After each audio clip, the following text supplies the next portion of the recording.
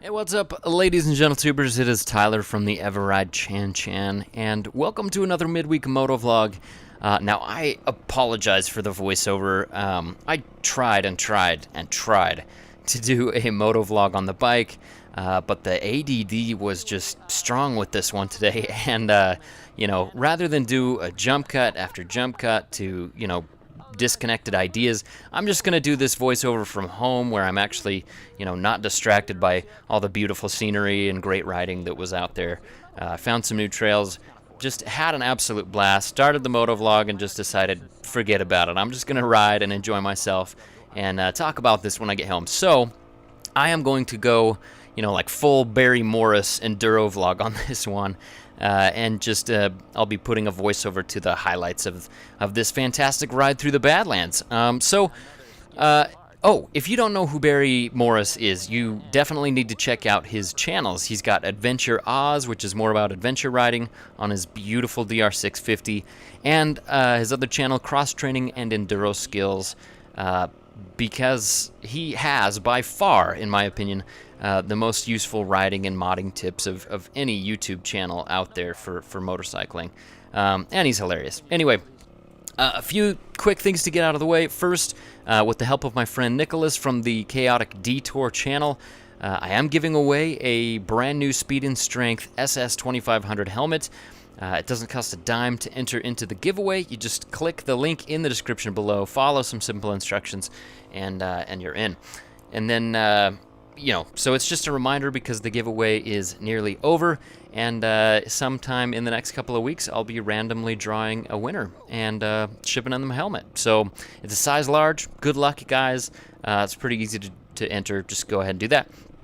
Second, we've had a lot of awesome participation in the hashtag EverRally 2016 so far with riders from around the world. Basically, you go out and ride some dirt, you set a time on a course that you like, and then we'll set another time in the fall and see how we've improved with the mods and things like that. So if you're interested in that, in posting a video about that or setting a time, there is a link to that as well in the description below. So now on to the midweek motovlog, and this one is kind of aimed more at newer riders and people who are newer to the forums and the Facebook groups out there. Now, it seems that many times we join these groups to connect with like-minded riders and find riding groups and get tips and advice and also to impart knowledge that we find out. But oftentimes we find ourselves feeling pretty overwhelmed by all of the opinions out there when somebody does ask a question. So, one argument that will forever endure is the adventure argument. What constitutes a real adventure?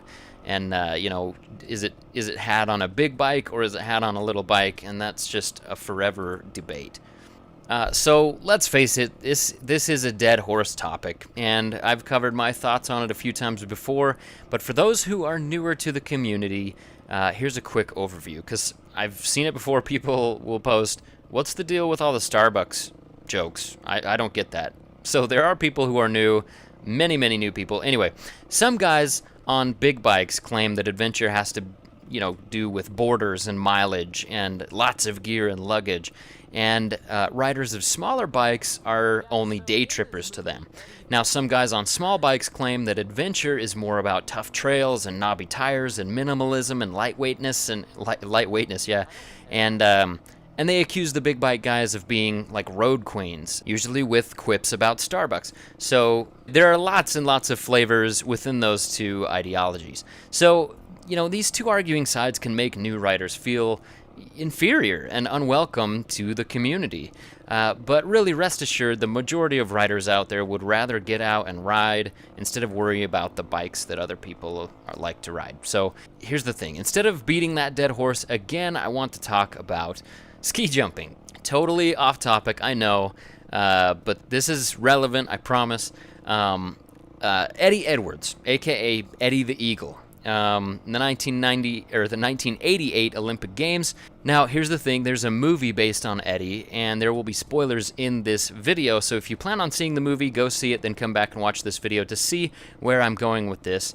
And if you're not going to see the movie, or if you don't care, then continue on, or just leave the video, I don't care.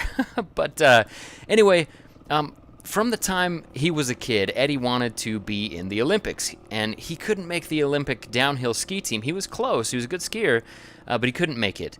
But then he realized that there hadn't been a ski jumping team from Great Britain in many, many years.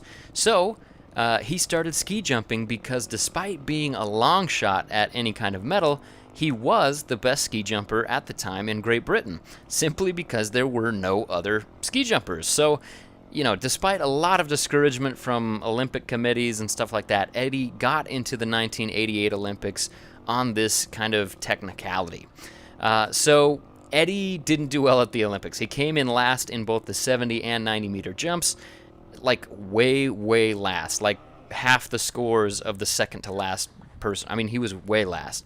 However, he did achieve his goal to be in the Olympics, and he was at the time the longest ski jumper in Britain.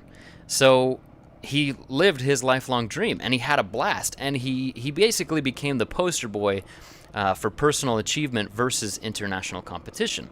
So many people resented Eddie because he wasn't even close to competitive, and he basically spat in the face of world-class sporting.